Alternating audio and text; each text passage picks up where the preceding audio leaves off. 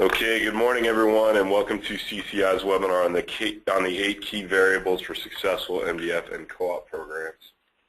I'm Peter Hornberger, and I'm joined today by Stephen Kellum of CCI and Tim Harmon of RelayWare. As we get started here, wanted to do a little table setting to give you a snapshot of what we're hoping to accomplish today. We want to give you a framework for motivating your channel, as well as a resource that you can return back to as your programs are evolving. So we're going to make this slide deck available. We're going to have a recording of this webinar up. Please, if you find this content relevant and useful, do remember to come back and use this and check up on this and see how your programs are progressing against our 8 keys. This is a look at our agenda today. We're going to start by walking you guys through some key trends that we see for vendors and partners, both from 2013 and going into 2014. We're going to talk about doing a gut check on your 2013 programs, taking a look at what worked and what didn't work, and figuring out how to morph those things into your goals and objectives for your 2014 programs. Then we're going to take a look at the 8 key variables that we have laid out for successful programs in 2014. And lastly, we want to close by talking a little bit about mistakes and wins. What did we see in 2013 that could have been avoided, and what did we see in terms of big wins for our clients and for vendors out in the channel space? So moving into our first section, we're going to start by talking about key channel trends, and Tim Harmon and Stephen Kellum are going to walk us through this section. Tim, take it away. Yeah, thank you. And by the way, I want to say thank you to the CCI folks for inviting me to participate today. So hi everyone, I'm Tim Harmon, the VP of Customer Success for RelayWare, a partner relationship management software vendor. Some of you may know me from what I've done for the last 6 years. So prior to joining RelayWare, I was an industry analyst with Forrester Research, where I led Forrester's research on channels and SMB, small to medium business go-to-market models. In fact, this particular graphic is one that we did while I was at Forrester. We surveyed channel professionals in North America and Europe on their revenue streams and their business plans, because I think one of the things you have to recognize is that, if you don't already, and I'm sure most of you do, is that channel partners' business models are changing pretty dramatically, largely as a result of cloud computing being one of the big catalysts behind them looking for new ways to generate revenue. So, the days where a channel partner depended primarily on, their resale and their resale margins to get by, they're now much more diversified. So you can see this, and I apologize, I know it's a bit of an eye chart, and I was famous at Forrester for creating many eye charts, so I'll try to explain the graphic. We asked channel partner companies, how you make money. What are your revenue streams? And in the orange, you see those things that they resell. So those are tech vendors, products, hardware, software, network, etc., that they actually resell and represent to their customers. And in the blue are those things which they provide themselves directly, right? So you can see, for example, the first one, and the biggest revenue generator for them is product resale, right? So reselling tech vendors' products and services. Although you will note that, the plans 2 years from now, in the lighter orange bar, it shows that their expected revenue that they get from product resale is actually going to go down in the future. Now, a couple other ones to note that are going down are cloud infrastructure services, them being a provider of, and professional services going down. So if you look at the cloud infrastructure services, there were a lot of, I think, smaller channel partners of ours and systems integrators that wanted to get into the cloud infrastructure businesses. They heard the siren song, that it's easy to put up a server farm and start providing cloud storage services or something of that nature. Of course, what's happened is now you not only have Amazon.com, the market leader in that area, but we also have some pretty big names in that market as well. Microsoft, IBM, Google have all joined in providing cloud infrastructure services. And I think the smaller channel partners have wisely realized that they can't compete on an economies of scale basis with the likes of those big vendors, and so are kind of scrambling for the exits. And instead, you see one of the areas that they anticipate for growth is the reselling now of cloud infrastructure services. So not to compete with the Microsofts and Googles and Amazons, but actually to try to complement them. So, you know, there's a lot of data on this. I don't want to spend too much time on this slide, but you have to understand that your channel partners' economics are changing. That means that your economic models need to change too. Next. The other thing, and I've had the benefit of talking with a lot of channel partners. I'm sure the CCI folks have too. I'm going to ask Steve to chime in on this, but you know what we found and what's got confirmed in some research that IDC did in terms of partners, voice of the partner, voicing their problems that they have with tech vendors, particularly regarding MDF, market development funds, and co-op funds. So too much red tape, too complicated to get the funds, and I think even more importantly, not clearly communicated what the criteria is for acceptance or rejection when they make an application. So too many tech vendors play a little bit loosey-goosey, don't communicate clearly. In fact, I think that overall that's probably the #1 complaint that channel partners have, is that their tech vendor partners don't communicate clearly to them of what their expectations are. And then we see a lot of last-minute windfall work too, where in the last couple weeks of a quarter, MDF gets released, and it doesn't meet the channel partners' plans. I mean, what's nice today is channel partners actually have the ability to plan their own marketing programs and marketing campaigns, and when MDF is either turned down to a trickle or turned all the way up to a flood, it doesn't really accommodate channel partners' plans. Any other observations, Steve, from your perspective? No, I completely agree with you. We do at CCI. We've been doing surveys every other year for the past several years, and surveying up to 20,000 individuals. And the #1 take from the partners is keep things simple and have clear communications. You're exactly right, Tim. The interesting thing is the #1 piece from the vendors is improved measurements and ROI accountability. So there is a little bit of a disconnect there, and the vendors who we've seen become remarkably successful lately have managed to bridge that gap. And we'll talk later on about what many call the year of the partner. Okay. And not only, Tim, are you right in that there is some frustration on the communications and keeping things simple. If you layer that on top of the fact that the channel evolution has really gotten much more complex as well. It used to be pretty simple with distributor, corporate reseller, VAR, retailer, direct. And Peter, if you want to hit the next slide, I think all of you are aware of how complex it's gotten from a couple of directions. One is a traditional VAR, perhaps, as they've grown, now becomes a systems integrator and a managed service provider, and they start to have more offerings. So it gets a little bit more complicated for them.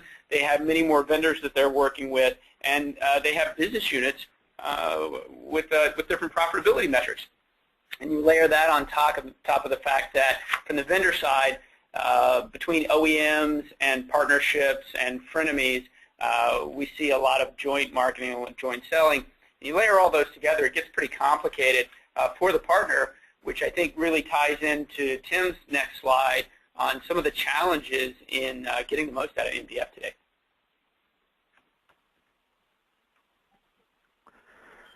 So thanks, Steve. This is Tim again. So I want to share some data with you that we got also regarding the utilization of market development funds by channel partners. It's, I think one of the things that, shocked me when I first joined Forrester, and continues to surprise me today, is how much free benefits in the forms of incentivization or market development funds or other gets underutilized or unutilized by channel partners, and it's free money essentially, and it's just so surprising. So if you look at this graphic, the upper left, that's the good number. That's 0%, where 0% is being unspent. So about 1/4 of vendors report that they are allocating all of their MDF funds. But the other three pie wedges should, concern you. So 40% are saying that 15% of our MDF is being unutilized.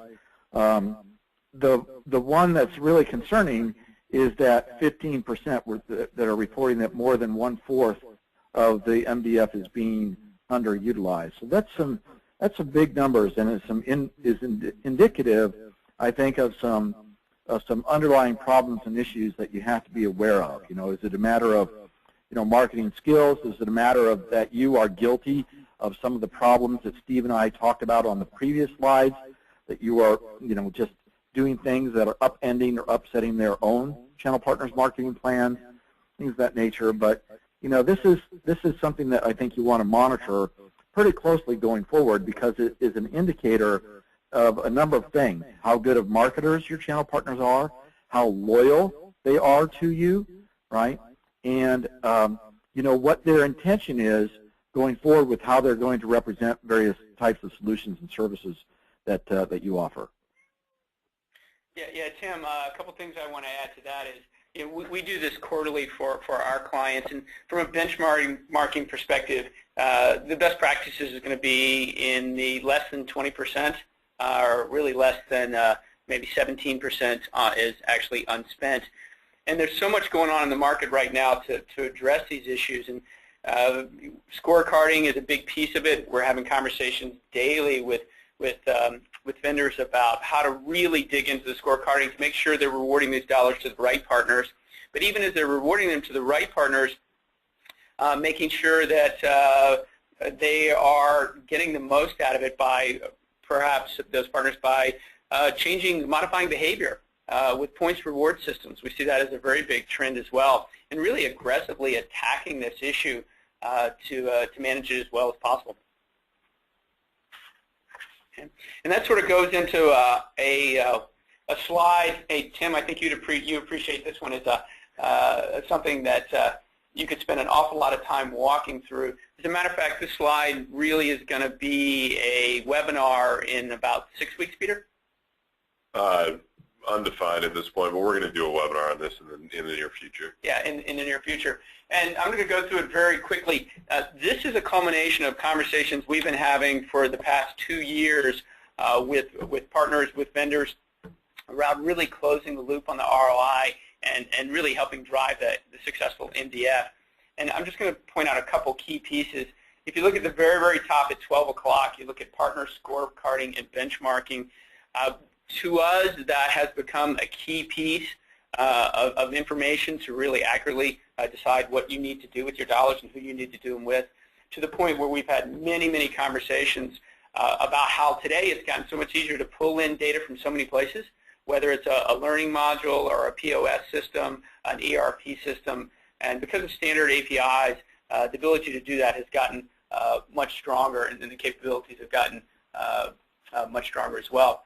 And so if you start there, you move into the joint business process, joint planning, joint marketing, and business planning process. You'll start to move around the circle and go through partner marketing or for partner marketing, move into capturing proof of performance, drive things into deal registration. You can go into systems, collection systems. But the real key is at the end, where you're able to look at ROI measurement, and that ROI can be marketing activities. It can be sales as well. But what we've really uncovered is that's just 50% of it. It's really important in today's world to be able to justify the spends in MDF. And yes, you need to spend it with the right partners.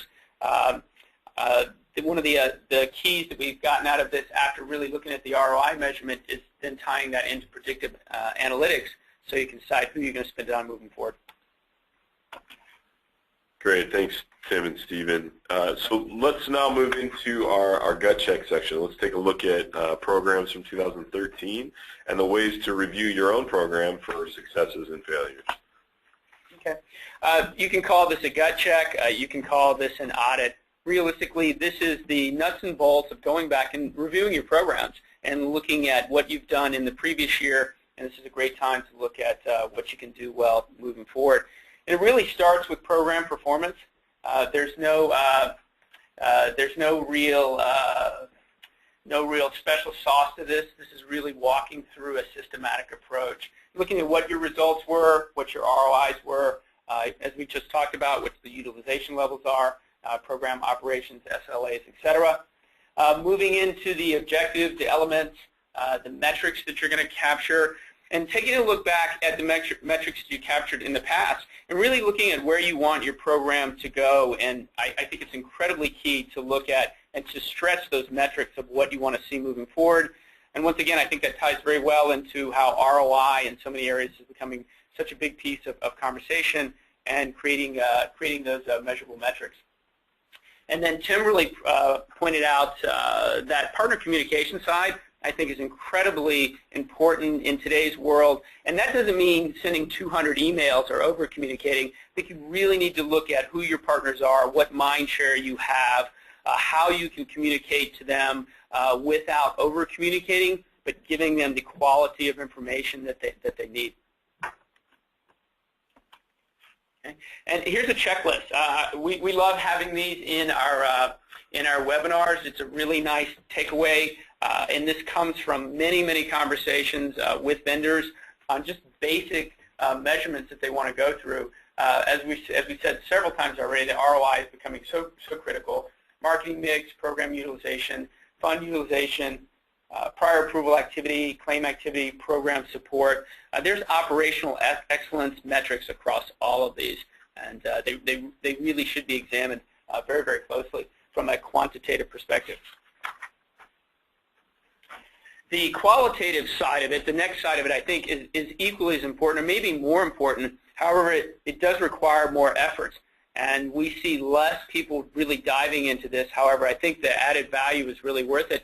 This is getting out and talking to the partners, and talking to them can come in many different ways, whether it's a survey, whether it's an on-site visit, whether it's a conversation with the PAM or the CAM. However that communication is taking place, really talking to these partners and asking them what they think about what the programs have been like, what they would really like to see, what the challenges they have, and it all ties into lining up the go-to-market strategy of the vendor with the partner.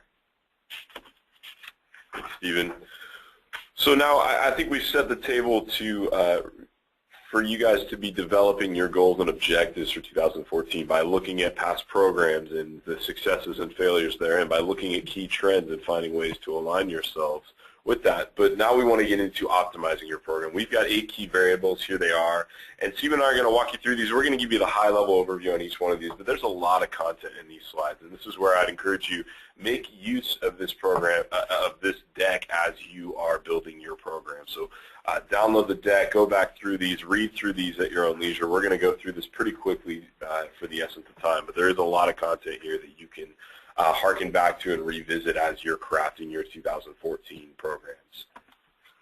So the first item on our 8 key variables is program eligibility, and this surrounds who is going to be involved in your programs. Are they going to be a part of the same programs? And I think one of the most important things to reference and to consider when you're doing this is the Robinson-Patman guidelines, which state competing channel partners must be offered similar programs on a proportionately equal basis.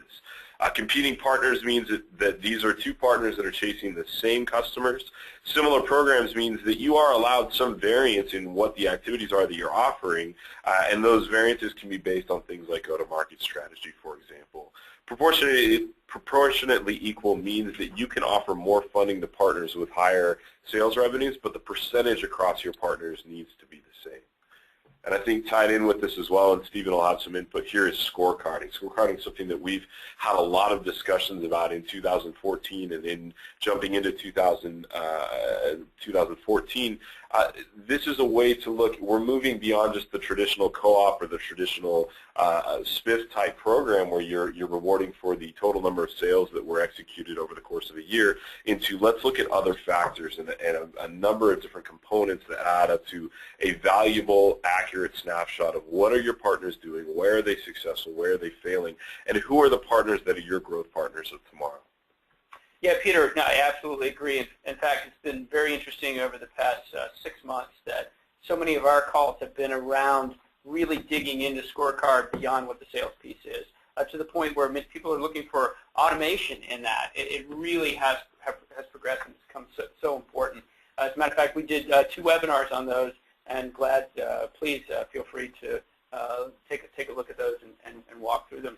I think besides scorecarding, to me, one of the key ingredients in this too is whatever you do as far as eligibility and whatever parameters you put around that, you have to really stick to it and make sure everyone in the organization have the same message.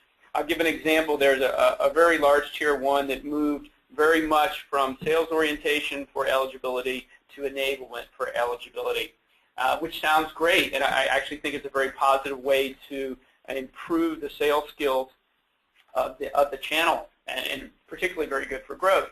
The challenge is when the VP of that, or the owner of that partner who's been a gold tier forever based on their sales, and now realizes they're going to be a silver tier because they haven't done the enablement, calls the VP of sales of the vendor and says, what the heck is going on? This is where the marketing and the sales operations, everybody has to be all on the same page about why they're doing it, and towing the line, and having a great message for that as well, a proactive message to try to avoid those calls. But reality is those calls will happen. That's great. Our second variable is program period. This is surrounding how long are your programs going to run. Annual or quarterly programs are the most common, but that may not be the best for you. And what you need to analyze is how long is the sales cycle for your partners? If it's a long sales cycle, maybe a year-long sales cycle, an annual program is going to make sense. If it's a shorter sales cycle, or maybe it's a seasonal cycle, quarterly is going to give you a lot more control over those partners and over the activities that they're performing. So you need to take those factors into mind and figure out what the right program period is for you. Another thing you can look at along with this is your marketing activities overlaid on top of your sales. Figure out the months, figure out the time periods, the quarters where your marketing activities are driving the most sales. Now, granted, this is a very simple chart, and there are other factors that play into sales and marketing activities, but this is a great place to start as a baseline and try and figure out, do I have seasonal factors that maybe I'm not realizing? Are my partners just more successful at certain times of the year? And what can I do to enable them to, A, be successful in the places where there's dips, but also be more successful and be more effective in the months where they're already successful? How funds are earned. To us, for what we're seeing, this has been one of the biggest movements over the past 2 years, and we've really seen quite a bit of movement from accrual to truly discretionary. And really, that could be termed moving from co-op to MDF. It doesn't have to be. Peter, go ahead and hit the next slide. I think we really have to look at baseline definitions. And in its most simplest terms, the co-op program is cooperative marketing, and the dollars are earned around accruals for past sales. And MDF is not marketing development funds, it's market development funds. A lot of times we're hearing the word BDF, business development funds, today, and that can be run in a couple ways. A true MDF is going to be discretionary and comes with its own set of benefits and its own set of challenges. However, there's a lot of combinations out there where organizations will base these discretionary dollars on previous year's sales. You do have to start somewhere. It depends on how tightly you want to hold that, all the way to the point where we're seeing auctions for MDF funds. The tools that are out there, CCI has a joint marketing planner, there's a lot of automation tools out there that allow planning ahead of time and partners to tee up programs quarters and quarters ahead, and the vendor to have visibility into that really helps a lot with that challenge. So this is a slide that shows how much it's really been moved to discretionary. From our last 2 surveys, we've seen about a 10% move in the discretionary, from around 35% to 44%. And we've seen that across the board, whether it's Tier 1 or Tier 2. We have seen large Tier 1s who were 3 or 4 years ago, 95 co-op, 5% MDF, and then have moved to 70% co-op, 30% MDF, and have a goal of going 50-50 within the next 12 months. There's a lot of reasons behind that. if there's an organization that has a new product release, particularly say in the SMB market, they need to onboard a lot of partners, they're looking for growth, there's a lot of good reasons to move in those directions. We've seen large organizations move completely from co-op to discretionary, and that really can bring on its own set of challenges as well around communication and really pulling the partners in together and making sure they're still feeling comfortable about where things are going. Okay. Some of the pros and cons. I believe that there is a blend for a reason. There is nothing wrong with rewarding good, solid partners for continuing to behave how you have trained them to behave, and they're selling well. And the reality is co-op is very much seen as an entitlement in many ways, but that's fine as long as it doesn't get out of control and it doesn't become a real entitlement where they feel like it's just a price discount. The advantage to the MDF is it will, when it's used properly, it will really help you define who are those growth partners. And if you're in an industry where you're trying to take market share or you're trying to get your partners to step up to the next level, you'll really find out who wants to take $20,000 to turn it into $500,000 sales versus who wants to take $20,000 and add it to the bottom line. Okay. Products promoted.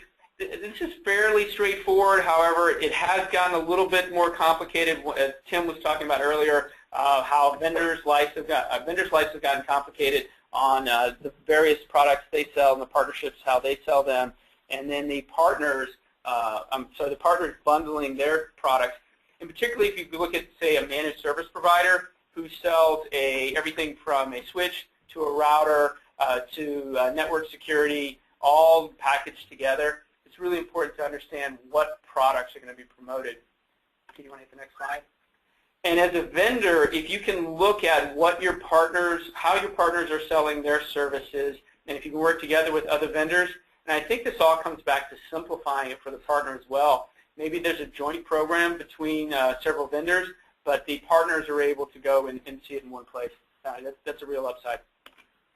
All right, number 5 is eligible activities, and really this one and the next one tie a lot into behavior modification and what are the behaviors that you're looking to reward and encourage versus the behaviors that you are trying to discourage. So in eligible activities, you're choosing your activities, and you need to look at your goals and objectives and figure out which activities line up with those. What is your go-to-market strategy? What are your partners' go-to-market strategies? And how can each activity that you're considering offering through these programs tie into those strategies?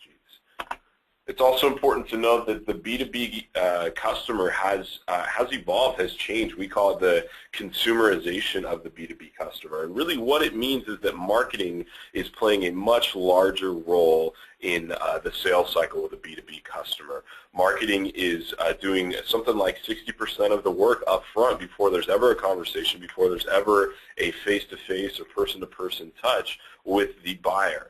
It also means that your partners need to start thinking more like consultants rather than salespeople. You need to look at your partners and say they are an extension of my brand, and they are consultants that are advising their customers to purchase my products. They're not just salespeople trying to hit a number, trying to meet their quota. And as that shift happens, there's going to be more friendly interaction, more personal relationships built out of that. And there's a lot of data that is showing that those are the most effective marketing tactics right now. This is a report that's really showing what do people consider the most popular marketing tactics and what are the most effective. And I think the most interesting thing about that is if you go through this list of most popular and you nearly just completely flip it on its head, that's what the most effective is. So you see that article posting and social media and blogs, those are popular, but they're not as effective. And what are the most effective things? In-person events, webinars, videos, things that get you face-to-face in front of the customer, in front of those people. And so what you need to do is look at these activities, look at these trends, and figure out how can I line up with my partners, how can I encourage them to make these things easier, these effective items easier. The reason the partners aren't doing in-person events or webinars or videos is because they require time and money and resources. And those are things that you have that you can provide to them and make easier for them to execute on these effective tactics. That doesn't mean that the things that are less effective aren't things you should be doing. For instance, social media is a great example. It ranks low in the effectiveness of those items we listed out, but it is an up-and-coming trend. Anyone you talk to knows that social media is important in the B2B space, and it's growing and growing as the years progress. So it's important for you to be a part of these. Again, social media is not easy for partners because they don't have the resources to constantly create content. You have a lot of content that your partners can push out. You can increase your reach by providing content to partners to push out through social media. So pay attention to the upcoming marketing tactics, the marketing tactics that are going to be successful tomorrow and in the years to come. Closely tied to the eligible activities that you're picking is the reimbursement percentage. This is where we really get into, okay, you've picked your activities, these are the behaviors that you want to encourage. How do we use the reimbursement percentage to push people more and more towards it? Social media may not be the most effective this year, but it is going to be effective. So you want to encourage people to dabble in it, to move towards it, to start doing it, but maybe you don't offer the full reimbursement percentage. You offer that full reimbursement percentage for those in-person events, those webinars, those things that get them in front. And so this is really a way to say, you know, I'm looking at these behaviors, I'm looking at these activities, and there's certain ones that are more important to me than others, and this is how I'm going to encourage those behaviors. I also want to take this section, talk a little bit about the metrics that you're collecting. How are you measuring the performance of these activities? We've broken up metrics into two different components, tactical and strategic. Tactical are the metrics that contribute to business drivers, so we're talking about number of responders, number of leads, event attendees. These are all the things that get people into your sales funnel. Strategic metrics are on the other end. Once they come through the funnel, your business drivers. How many new clients? What's the sales volume of the deals that you're driving? How many sales units were sold? And then what we've done is kind of overlaid a sales funnel down below with all the different components of awareness, interest, desire to transaction, and the common activities with their metrics that we see across those. And what this ties into is you need to standardize your tactical metrics. If you can find metrics that run across multiple different activities, for instance, if we talk about responders plays to direct mails, to email blasts, to telemarketing, to your print advertising, as much as you can standardize your metrics across the different activities that you're running, you are going to gain more and more insight into the ROI at different levels across your programs, across activities, across businesses, and across your programs as a whole. All right, creative requirements. This one has changed fairly recently as well. It has been a challenge for the partners to market, that's for sure. And they most definitely need the input from the vendors in the creative side of that to be able to really make this work. The interesting piece that's been pulled into this recently has been the rise of the TPMAs, the rise of the through partner marketing agencies. And with these new TPMAs, what they've really enabled the vendor to do is create the branding and the pre-packaged campaigns for the partner, and it really removes that whole obstacle altogether and tremendously simplifies things. And then the reimbursement method. The reach that we get, or the response that we get from partners on our support side, 95% of the inquiries on our end are, where is my check? So if we want to start there, partners really are looking for cash flow and being rewarded for doing what they're asked to do. And there's a couple reasons to look at that. One is there is definitely a best practices in the industry on turnaround time. What we see is less than 21 days for turnaround time on a payment. And when you get beyond that, you start to lose the reinforcement of the activity that you've motivated the partner to do. It's probably one of the biggest things. How they get paid, cash, credit, wire transfers, ACHs are becoming incredibly easy to deal with and becoming less expensive. And there's nothing easier for the partner than to be able to simply have the money drop into their account. Another side of it is that we have conversations on a regular basis is partner-centric versus program-centric. And in reality, if we were designing every program in the best interest of the partner, it would be a partner-centric program, and the organization, the vendor, would then would have to deal with the fluctuation in the exchange rate. However, that really hasn't been the case. What we've seen across the industry to date has been program-centric MDF programs where the partner is going to have to deal with the fluctuation. And the reality, if they get paid a little bit more on the fluctuation, the currency fluctuation, realistically you'll never hear from them on that, but you will hear from them if they lose a little bit on it. Great, thanks, Stephen. So in our last section, we wanted to do something a little bit different this year. We wanted to talk about the biggest mistakes that we saw in 2013 and also the biggest successes, the biggest wins we saw in 2013.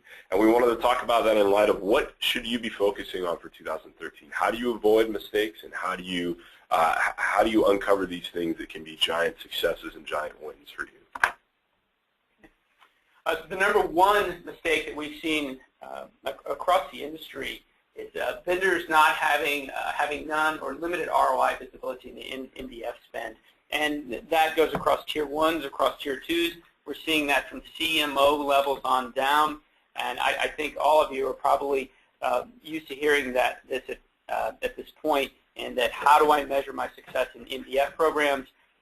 We have measurements for everything else we do. Incentives is pretty straightforward. We need to have the same sort of measurements with MDF. And traditionally, it's been a challenge. But with TPMAs, with MRMs, with the groups, the partners that we're all able to work with today, it has become much more clear. Through partner marketing flops, the rise of the TPMAs has been really strong and really powerful, and a tremendous way to leverage the vendor's marketing skills for the partner. The common mistake that we've seen here is assuming that if you put it out there, they will come. And the reality is that the partners need to be really made aware of it, and then in many cases need to be rewarded for it. One of the biggest trends we're seeing is a points-based reward systems for partners engaging in those through partner marketing activities, all the way from are they logging into the portal to are they driving leads into deal registration. Number 3, limited planning process, in particular around Joint Marketing Planner. The biggest problem around this is everybody's been doing it on spreadsheets for 20 years. It's not that people don't do joint marketing planning. It's how do you do it? How do you manage it? How do you get standardized reporting out of it? How do you get visibility into it? How do you get partners to be able to line up plans before they're submitted, and the vendor have visibility and input and be able to work with them as well? So there have been a lot of challenges around Joint Marketing Planner. Poor partner segmentation. This really has to do with scorecarding and the days of being able to just look at sales and certificates or certifications as the two main things and just move on. It's really become much more important to dig much deeper, in particular as there's been a movement to discretionary funding. The stakes are higher. We need to be rewarding the dollars to the right partners. And then the system siloing, this has really come up in the past 18 months as we've looked at that slide that I showed on closing the loop on ROI back at the beginning of the presentation. There's so many data points as you move through from joint marketing planning all the way through to measuring success. And traditionally, there's been a lot of information that's been siloed in ERPs and POSs and LMSs. The good news is, as we move to the next slide on the successes, that actually that's number 4 here, that a lot of vendors have had quite a bit of success now closing that loop with integrations and creating a single pane of glass. And the upside is visibility, very simple for the partner, and then for the vendor, a clear view across all of those data points. And I also think that rolls very well back up to the number 1 piece that we're hearing over and over again is 2013 and 2014 really becoming the year of the partner, and such an emphasis being placed on making things simple for the partner, everything from reducing the number of multiple audits to making pre-planned marketing campaigns simpler. And then a tie into that very much is the behavior modification side of things. And we have many vendors that we're working with who are taking points-based systems, and I don't know if there's a better word than behavior modification, and motivating the partners to do the things that are going to be in the partner's best interest. And then coming out of that is the key measurements. Once you've got them doing the things that you need them to do, how are we measuring as we go through each one of those steps? All right, great. Thanks, Steven. So we wanted to wrap up today by spending a little bit of time answering some questions. If you have any questions, it looks like we've got a couple here, but if you have any other ones, please do fill them out in the questions section.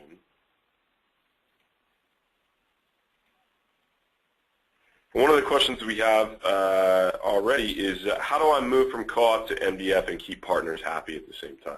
Steven, you want to take a crack at that? Sure. Communication, and the ones that we've seen very successfully done this way is pulling in key partners that can be reference points and talking to them about the reason for the direction and why there is a move and how this can benefit that partner, and getting key, particularly vocal partners, on board with where the programs are going. And then, as I said earlier, when you're moving to different programs, to make sure that marketing and sales and everyone internally in the organization is really aligned.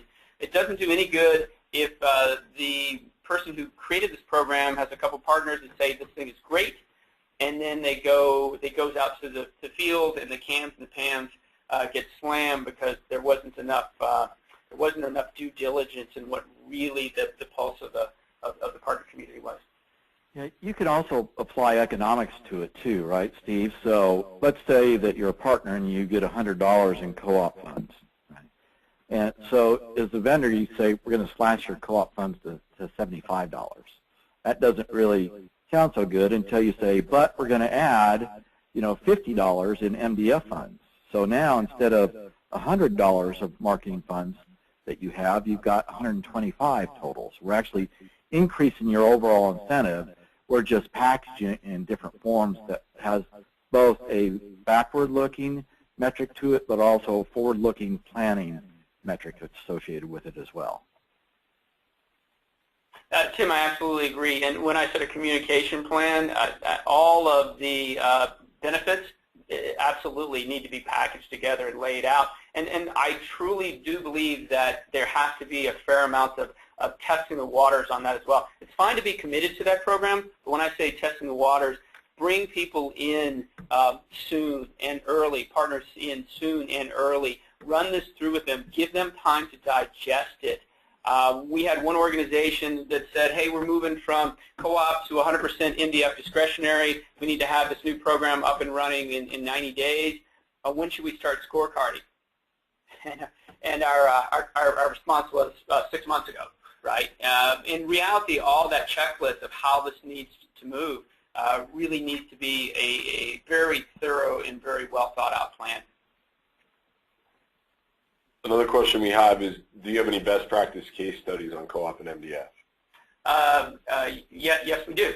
So we have several on those, and they range from taking from fund utilization to partner utilization to number of partners that are submitting pre-planned campaigns, and really does go across the board on that. And the reality, once again, people have been doing Joint Marketing Planner and been doing so many of these campaign pieces on spreadsheets for so long. It's been in the past 2 years that we've really started to see the results and the case studies come out of automated joint planning.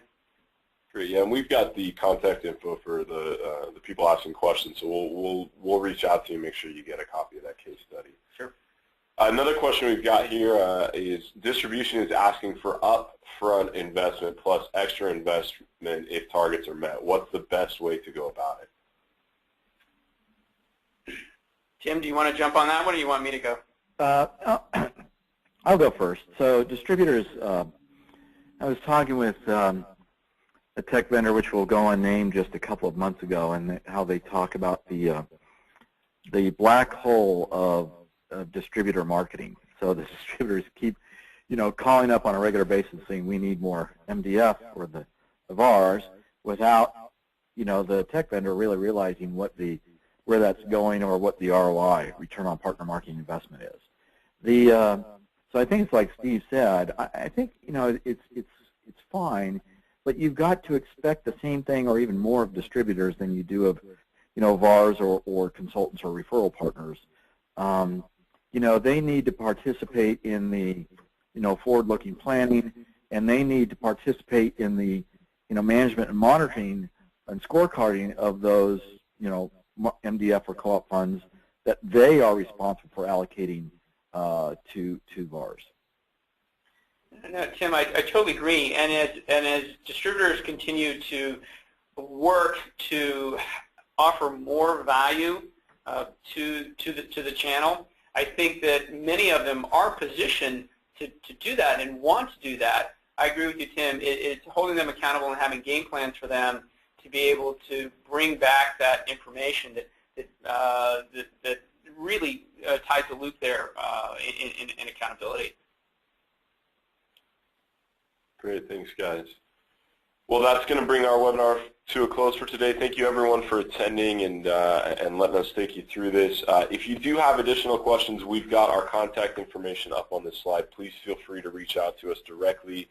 More than happy. And as I said, we are going to make this available as both a recording and the slide deck online, so please feel free to make use of this as well as any of the other resources we've mentioned today, whether that's case studies or our webinars on scorecarding and joint business planning and so forth. So please let us know if there's anything else we can do for you. Thank you very much for spending some time with us today.